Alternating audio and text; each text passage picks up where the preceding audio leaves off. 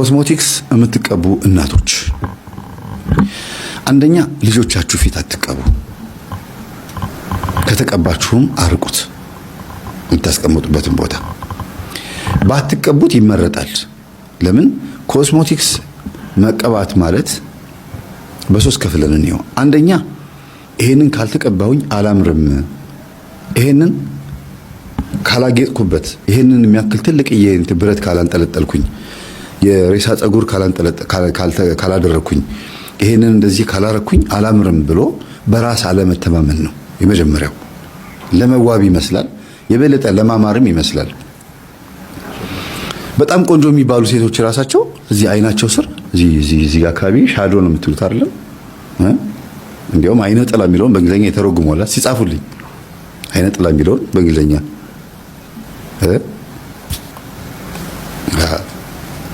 እና ቀጥታ ነው የሚያመጣው። ያንን በምታረጉበት ሰዓት የሚጋባ መንፈስ አለ። ሁልጊዜ ነው የምናገረው፣ ኮስሞቲክሶች መናፍስት ይስባሉ።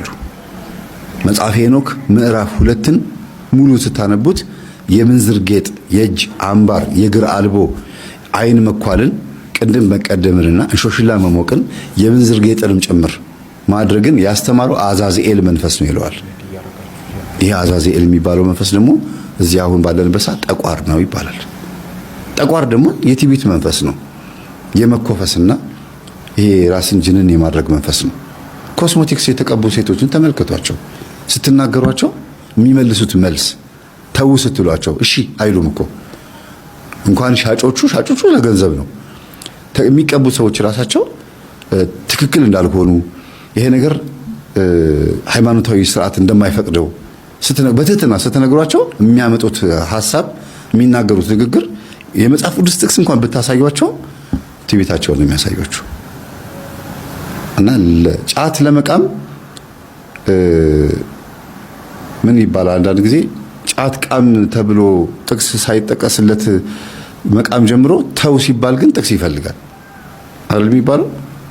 ሲጀምረው ጥቅስ ያለ ጥቅስ የጀመረው ሲጨርሰው ግን ወይም ደግሞ ተው ሲባል ግን ለምን ተቀባኸው፣ ለምን ይሄን ነገር ለምን ትቀቢዋለሽ፣ ይሄ ቁጥሩ አይደለም ሲባሉ ለዛ ነገር ጥቅስ ይፈልጋሉ። ወይም ደግሞ እግዚአብሔር እኮ ምናምን ብለው የልብን ነው ምናምን ብለው የሆነ የራሳቸውን ሃይማኖትን ሕግ ለመመስረት የሚሞክሩ ሰዎች አሉ። ባነጋገር በምናምን ተሸፍነው በቃ መናፍስትን ይስባል። ይሄው ተሞክሮ ጸበል ቦታ ላይም እንደዚህ የሆኑ ሰዎች አሉ ተብሎ እንኳን እያሳዩአቸው የምንዝር ጌጥ ነው እየተባለ ጥቅስ እየተጠቀሰም እንኳን ይሄ እኮ የተነገረው ለእንትን ነው ይላሉ። ለምን ከስጋው ጾመኛ ነኝ ከመረቁ ስጡኝ አይነት ነገር፣ ይሄ ለራስ የማመቻመች ነገር አለ አይደል? ሰው የሚፈልገውን ነገር ሊያጣ ስለማይፈልግ ሊያጣ የማይፈልገውን ነገር ለማስቀረት የቻለውን ርቀት ይሄዳል። ግን አያዋጣውም። ያውቃል እኮ ደግሞ ልቡ ያውቀዋል። ሆድ ሲያውቅ ዶሮ ማታ እንደሚባለው ማለት ነው።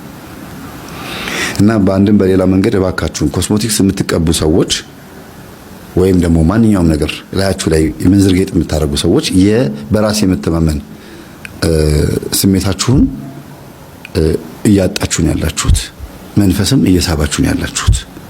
ከዛ ሶስተኛው ደግሞ በምንዝር ጌጥ ውስጥ ወይም ደግሞ በኮስሞቲክስ ውስጥ ያደጉ ቤተሰቦች ያሏቸው እናታቸው፣ አባታቸው በተለይ አሁን ለምሳሌ እናትየዋ ጨዋ ሆና አባትየው ከሴተኛ ዳሪ ጋር እየሄደ እየተልከሰከሰ ምን እያለ መጥቶ ከሚስቱ ጋር ሲተኛ ያው መንፈስ ተሸክሞ መጥቶ እንደዛ አይነት መንፈስ ተሸክሞ መጥቶ ስለሆነ ሚስቱን የሚገናኛት የሚወለዱት ልጆች ምንዝር ጌጥ ወዳጅ ነው የሚሆኑት ሲያድጉ። ይሄን ታውቃላችሁ? ምክንያቱም እናትየዋ ብቻ ስለምትኳኳል አይደለም ወደ ልጆች የሚተላለፈው። አሁን ሚጣን ይዋት ትንሿ ልጅ ከእናቷን የወረሰችው ግን ደግሞ ሴትዮዋም ትኳኳል ነበረ፣ አሳዳጊዋም ጭምር። ለምን ሊፕስቲኩ ሁሉ ነገር እዛ ፊት ለፊት አለ። ስለዚህ የቡዳው መንፈስ ከእናትየዋ መጥቷል፣ ከሴትዮዋ መጥቷል። ከሁለቱም ነው የመጣባት ማለት ነው። ከተወለዱ በኋላ እንዲያውም ህፃናቶች ብዙ ጊዜ ምንዝር ጌጥ የሚያበዙ ኮስሞቲክስ የሚያበዙ ሰዎች በቡዳ ከበሏቸው ይሄ ነገር ይጋባባቸዋል ይባላል። በጣም ነው የሚጋባባቸው እና ያለ እድሜያቸው ይጀምሩታል።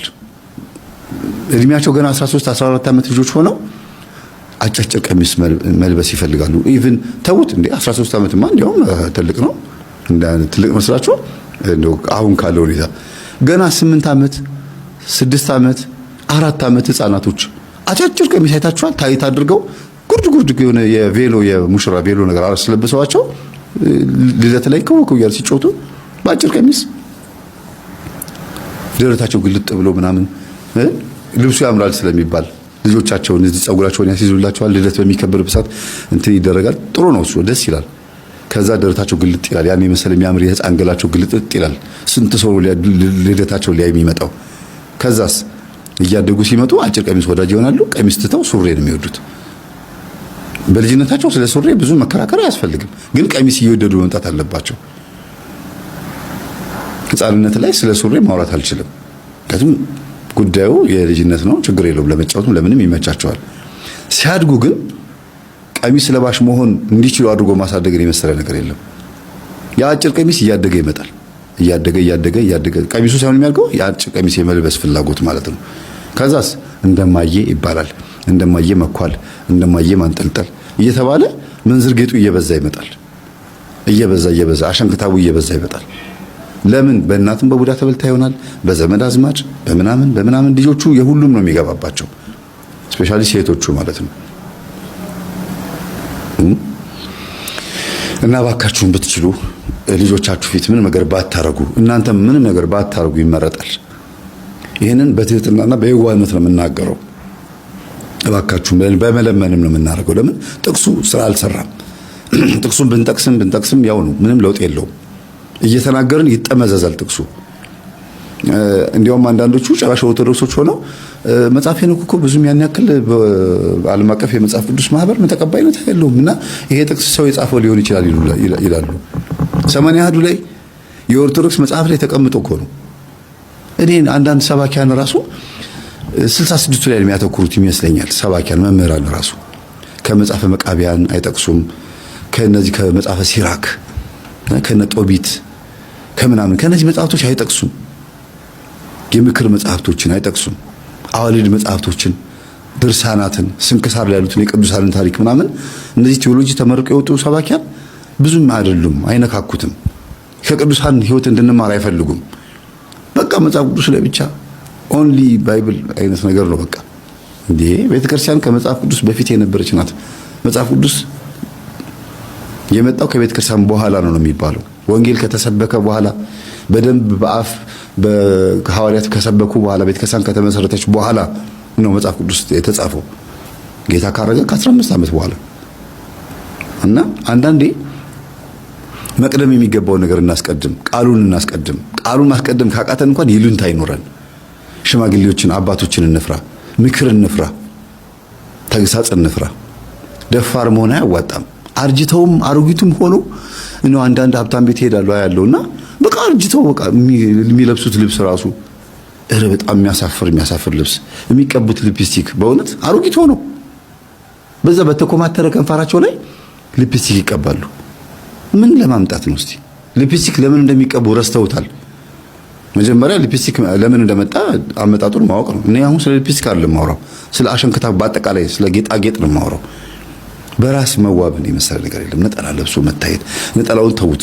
እንደገና ደግሞ ግጥም ያለ በቃ ደረት ብዙ የማያሳይ ቆንጆ ልብስ፣ ረጃጅም ቀሚስ መልበስ፣ ክርስትናን መጠበቅ፣ ራስን መጠበቅ፣ ከቡዳ መከላከል ራስን ከቡዳ በልብስ ብቻ ነው የምንከላከለው። አንዳንዴ ግን በምንድን ነው የገባኸው ሲባል ጸበል ቦታ ላይ አይደለም፣ ጸበል ቦታ ላይ ቀበሪቾ እንኳን ተጭሶ እንዴት ነው ያገኘሃት ሲባል የት ነው ያገኘሻት ይባላል።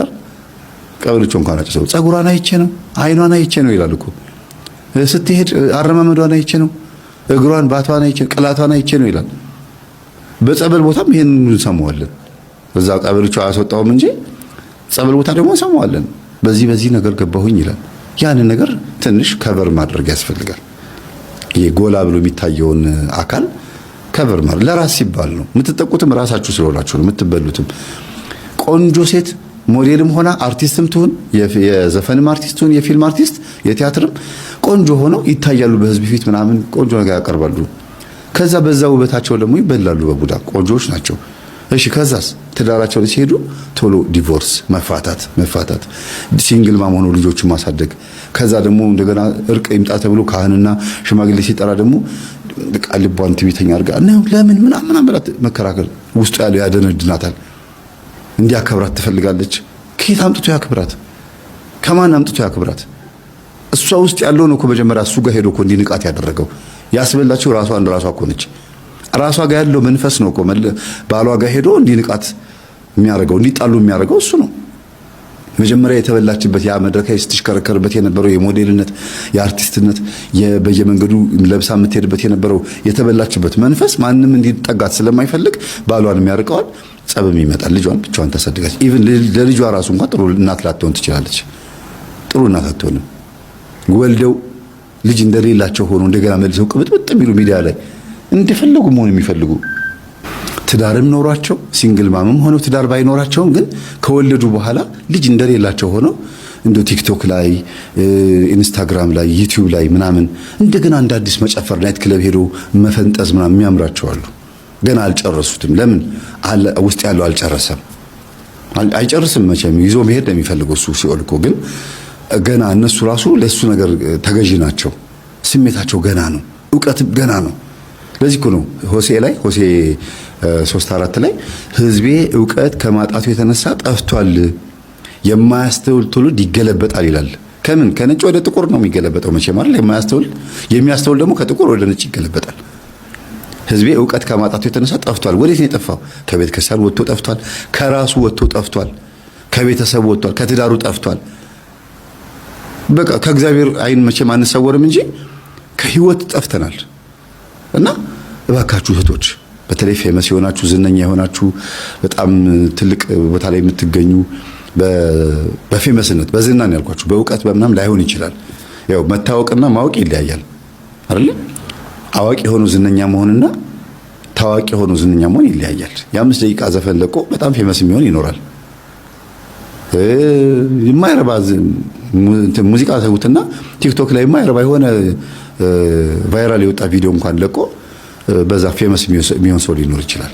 ምናልባት ግን ይሄ ሰው መጽሐፍ አንብቦ ላይሆን ይችላል። በዛ ይሄዳሉ፣ ይሞኛሉ፣ ይሸወዳሉ፣ በጣም ይታለላሉ። አርቲስቶችም ልክ እንደዛ ናቸው።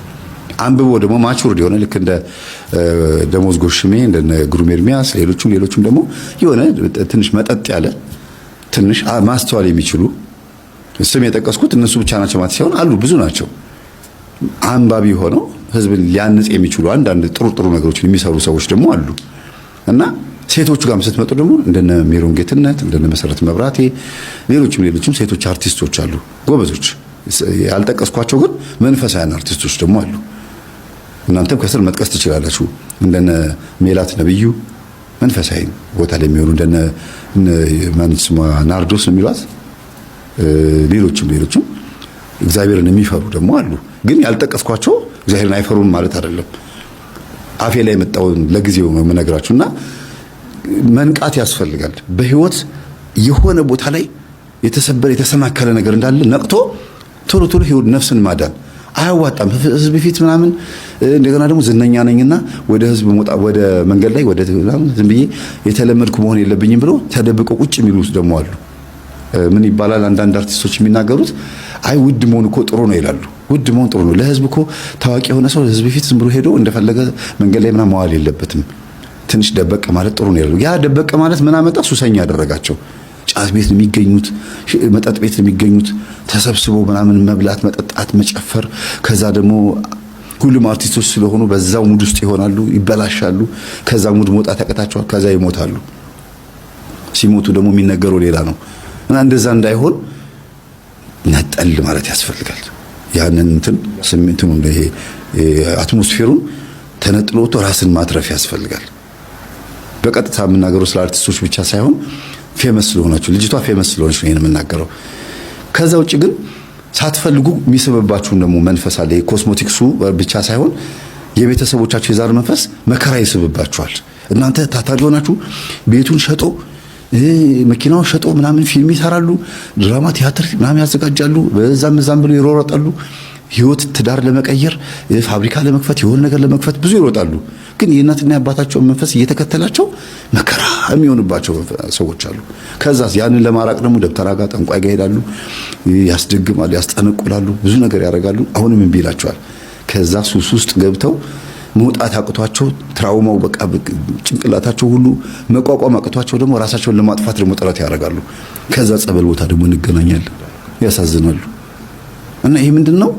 አለመንቃት፣ በጊዜ አለማወቅ፣ አለማዳመጥም ነው። እስቲ የትኛው እንትን ዩቲዩበር ነው በሪአክሽን የሚሰራ ዩቲዩበር የሚያስቁ የቲክቶክ ቪዲዮችን እየለቃቀሙ የሚሰሩ የሉ? እነ ባቢ፣ እነ አብሬሎ፣ እነ ቤንጃሚን ቢኒያም የሚባሉት ዩቲዩቦች ህዝብን ፈታ የሚያደርጉ ዩቲዩበሮች አሉ አይደል? እስቲ አንድ ቀን የኛን ቪዲዮ ሲለቁ አይታችሁ ታውቃላችሁ? እኛ የምናስተምራቸውን ትምህርቶች ኖ የለም፣ እዛ ውስጥ አያመጡትም። ምክንያቱም አይፈልግም አጅሬው። ህዝቡን በቃ ማዝናናት ምናምኑ ላይ ነው ትኩረት የሚያደርጉት። እናንተ ናችሁ እኮ የኛን ዩቲዩብ የምትለቁት። እናንተ ናችሁ እየቆራረጣችሁ በቲክቶክ የምትለቁት። የማያስተምር ነገር ስለሆነ ነው። እውነት የማይቀይር ነገር ስለሆነ ነው። ስንት ነገር እንናገራለን። ኢቭን ኢንተርቪው እያደረኩ እንኳን አቀርብ። እሺ እኔ የምታርከውስ ተረት ነው ስክሪፕት ነው ብሎ ያስቡ። እንደነሱ ሐሳብ ኢንተርቪው የምናደርጋቸውን ሰዎች በጣም ከባድ የሆነ ኢንተርቪው አድርጌያለሁ። የቪዲዮዎች አቅርቤያለሁ። ከዛ ላይ ቅንጭም ተደርጋ የተቆረጠች ቪዲዮ ምናምን ተለቋል። ደብተራ የነበሩ ሌዝቢያን የነበሩ ዝሙት ውስጥ የነበሩ ህይወታቸው በቃ ሚዝረብል የሆነ ቃም እሱን እንኳን አያቀርቡትም። ለምን አይፈልግም? እንዲያን ነገር ብልግናው ላይ ነው። እንዲያውም አንዳንድ ዩቲዩበሮች አሉ ምን ያደርጋሉ አሉ ቲክቶከሮች ጋር እየደወሉ ዩቲዩበሮች እኮ ናቸው የሚደውሉት። ለኔ ዩቲዩብ ብቻ የሚሆን የቲክቶክ ቪዲዮ ስራልኝ ማይለቀቅ አንተ ቲክቶክ ላይ ያለቀቀው ሌላ ዩቲዩበር እንዳያገኘው ብለው የሚሉ አሉ። አሁን እንደዚህ ነገር መጥቷል። ደግሞ እነዚህን ቲክቶከሮች ምን ያዟቸዋል? ለኔ ዩቲዩብ ብቻ የሚሆን ደግሜ ነው የምነግራችሁ፣ ለኔ ዩቲዩብ ብቻ የሚሆን ማንም ሰው የማያውቀው እኔ ጋር ብቻ የሚለቀቅ ላክልኝ ይላሉና እኔ ዋናው በርጠሚውስ ጋር ገብቼ ለምሳሌ ሳየው የማላገኘው ቪዲዮ አለ እዛ ሌላ ሰው ላይ ተለቆ ለዛ ዩቲዩበር ተብሎ ብቻ የተሰራ ቪዲዮ ማለት ነው። በዚህ ልክ ገንዘብ እየሰሩ ያሉ ቲክቶከሮች አሉ። ለዚህ ነው ቲክቶከሮች ኢትዮጵያ ውስጥ ብዙ ስለማይከፈላቸው ለዩቲዩበሮች ብቻ የሚሆን ቪዲዮ እየሰሩ ተጠቃሚ የሆኑት እና በጣም ገንዘብ ስለሚያገኙበት የማይነኩ አይዲያዎችን እየነኩ ሁሉ ይለቃሉ። ያንን ደግሞ ይወሰዳል፣ ይሰራበታል እና ኮፒራይት እንዳይጠይቃቸው ነው እንደዚህ የሚያደርጉት ዩቲዩበሮቹ። ለምን እዛ ዩቲዩበር ላይ ከተለቀቀ አንድ ቪዲዮ ቲክቶክ ሲለቀቅ ያንን ቲክቶክ ሁሉም ይሰራበታል እና ኮፒራይት እንዳይጠይቃቸው ለራሳቸው ብቻ ቲክቶከር አዘጋጁ ማለት ነው ዩቲዩበሮቹ። ይሄ ምን ችግር ይፈጥራል መሰላችሁ? በጣም ጋጠወጥ የሆኑ ቲክቶከሮች እንዲመጡ ያደርጋል። ከዛ ደግሞ ማይነኩ አይዲያዎች ለምሳሌ ብዙ ጊዜ በጥንቆላ ላይ የሚሰሩ አሉ። ጠንቋይ ቤት በጥንቆላ ላይ ይቀልዳሉ። አባብዬ ምናምን እያሉ መስተፋቅር ምሳራሽ መሪጌታ አባብዬ ምናምን እያሉ ይሰራሉ። ቲክቶክ አይታችኋል አይደል? ነገሩ ለጊዜው ሊያስቅ ይችላል ሁኔታውን ስታዩት፣ ግን እንደዚህ ተብሎ ነው በቃ ቢታለፈው ኖርማል ይሆናል። ኖርማላይዝ ልክ እንደ ሰዶማውያን የሆነ ነገር አደረጉ ሲባል እንልና ከዛ አንድ ሳምንት ከዛ ዝም ይላል። ይሄም እንደዛ ነው። በቃ ሰውየው የሆነ እንደ ኢቢኤስ ራሱ እንኳን ሲሰራ በእነ አዝመራው ደብተር አድርጎ ሲሰራ በጣም ነው የገረመኝ። ኖርማላይዝ ስለሆነ የባህል ሕክምና የሚሰሩ ሰዎች ምናልባት ሊከሷቸው ይችላሉ ያስባሉ። እኔ መክሰሱን ባልፈልገውም፣ ምክንያቱም የባህል ሕክምናን የሚሰሩ ሰዎችን ነው እየተሳደቡ ያሉት ኢቢኤሶች። ጥሩ ነው እንትን ማለት ነው፣ መንቀፋቸው አሪፍ ነው። ግን በዚህ ልክ በኦፊሻል ወይም ደግሞ በቴሌቪዥን ደረጃ ደብተራን በዚህ ልክ ማሰራታቸው በጣም ይደነቀኝ። ግን ቀልድ ሆነ፣ እንደ ቀልድ ቀረበ። ቁም ነገሩስ ስለ መንፈሱስ አሁን እንትን እኮ ነበርኩኝ ናይጄሪያ ነው ምናምን ነበርኩኝ። አሁን የመጣሁት ተሰውሬ ሄጄ ነበረ ምናምን ይላል አዝመራው። የሰራውን አይታችሁታል? በጣም ነው የገረመኝ ራሴ ደብተራ ሆኖ የሰራው ማለት ነው። እና ቀልድ ብቻ ሆኖ ቀረ። መስተፋቅር አድርጉልን ብለው ይመጣሉ፣ ይደረጋል፣ ያስቃል። የሚያስቅ ነገር የግሩም ኤርሚያስ ወንድም ነብዩ ኤርሚያስ ብዙ ጊዜ እንደዚህ ነገሮችን መስራት ይወዳል። ነገሩ እንትን ሆኖ ብቻ ይቀራል፣ ጥበብ ብቻ ሆኖ ይቀራል። ጠባብነቱን ማሳየት አይፈልጉም። ዞር ብለው ጸበል ቦታ ላይ የሚጮኸውን መንፈስ ማሳየት አይፈልጉም። በዚህ መልኩ የመጣውን ምስቅልቅል ህይወት ማሳየት አይፈልጉም። ቀልድ ብቻ ሆኖ ይቀራል። እንደዚህ አይነት ነገር ግን የለም።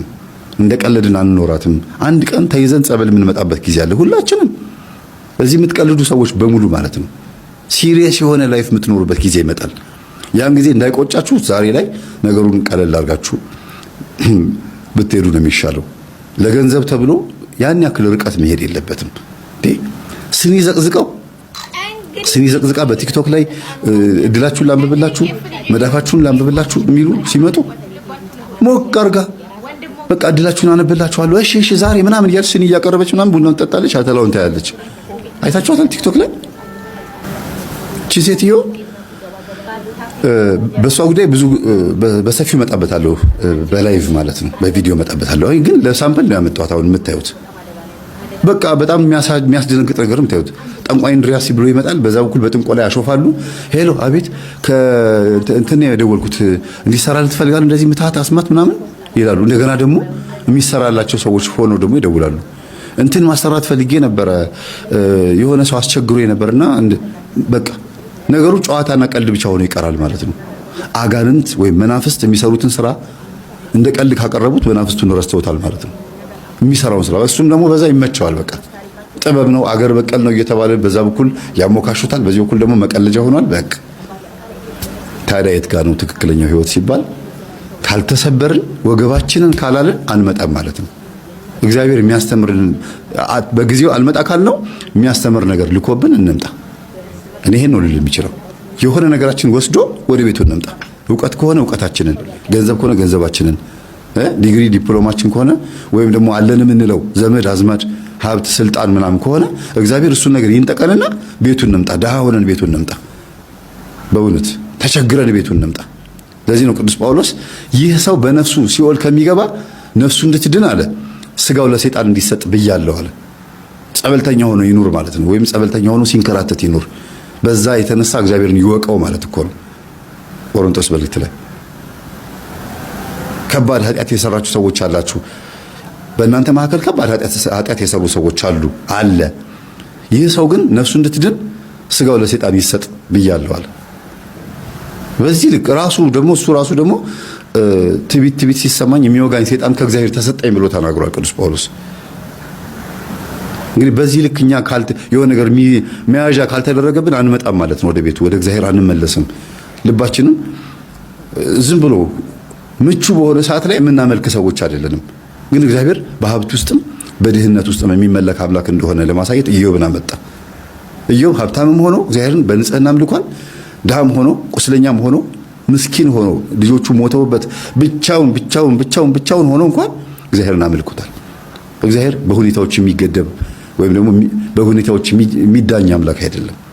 ለምን ድሃ አረካኝ ብለን የምንከዳው? ሞባይል ከገዛችሁልኝ እስላም ሆናለሁ ብሎ የመጣውን ፓስተር አልሰማችሁትም?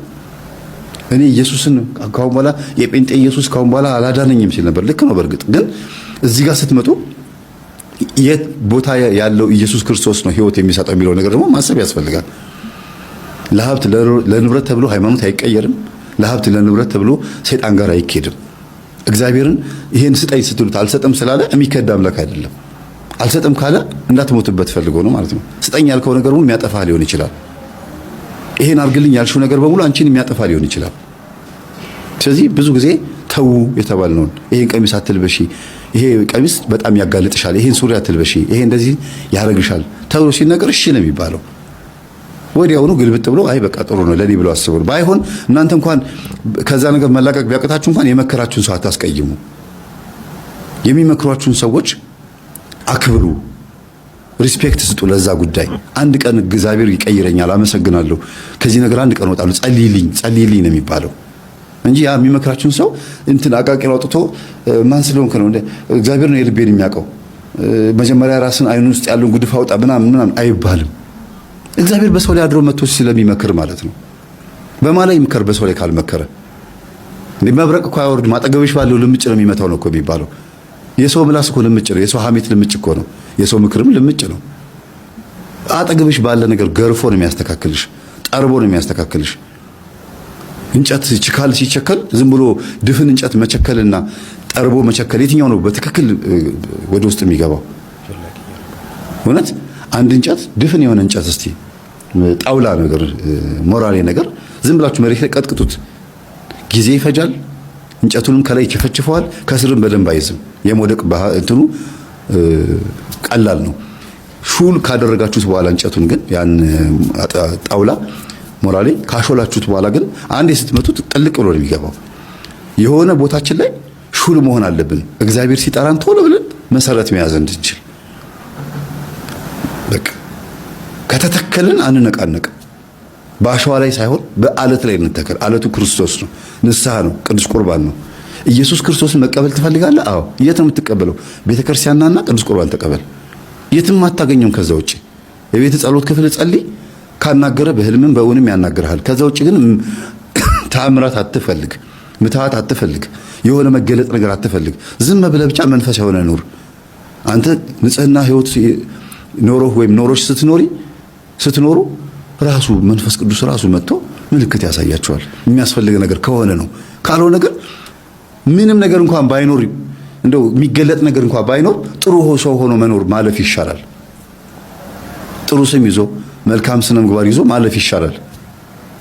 እሱስ እንኳን ሞተ አያስጠላም? ይሄን ስም በስማም እሷስ ኧረ በስማም እግዚአብሔር እውነት እንደው ደግ ሰው ለምንድን ነው ግን የሚሞተው? መልካም ሰው ለምንድን ነው የሚሞተው እንላለን አይደል?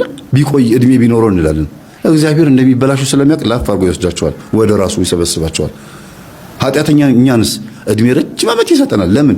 ከኃጢአታችን ቶሎ እንድንወጣ እንድንድን። እድሜ ለንስሐ ዘመን ለፍስሐ የሚባለው ለዚህ ነው። የእድሜ ባለጸጎች እኮ ደግ ሰርተው አይደለም እድሜያቸው ረጅም የሚሆነው። ምናልባት ጻድቅና ቅዱሳን ከሆኑ እድሜያቸውን አስረዝመው ብዙ ትውልድ ለማዳን ሊሆን ይችላል እንደ አባቶቻችን። ከዛ ውጪ ግን እድሜ የሚሰጠን ለንስሐ ነው። ቶሎ የሚወሰዱትም ሁሉም ጻድቅ ናቸው ማለት አይደለም። ደግ ነው ተብሎ የሚታሰብ ሰው፣ መልካም ነው ተብሎ የሚታሰብ ሰው ቶሎ ከሞተ እግዚአብሔር ሰበሰበው ነው የሚባለው።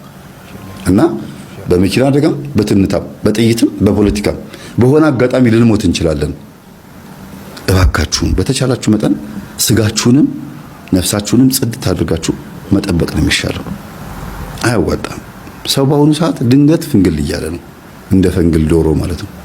ፍንግል ደግሞ የሚገርማችሁ አንድ ዶሮ መኖ የዶሮች ማርቢያ መካከል አንድ ዶሮ ፈንግል ከያዛት ሁሉም የምትፈነግላቸው። በቤተሰብ ውስጥም እንደዛ ነው፣ በጓደኝነትም እንደዛ ነው። ጫት በሚቀሙ ጓደኛሞች ህብረቶች መካከል ልክ እንደዛ ነው። በክላስ ውስጥም በኤቲስት ፓጋኖችም አንዱ ከንቃለ ይበከላሉ። በቃ ፈንግል ነው፣ ሁሉም ይፈነጋገላሉ። አንዱ ደግሞ እንደገና ከተፈነገሉበት የሚያነሳ ካለ ደግሞ ሁሉንም ይቀሰቅሳቸዋል። እግዚአብሔር ይቀስቅሳል።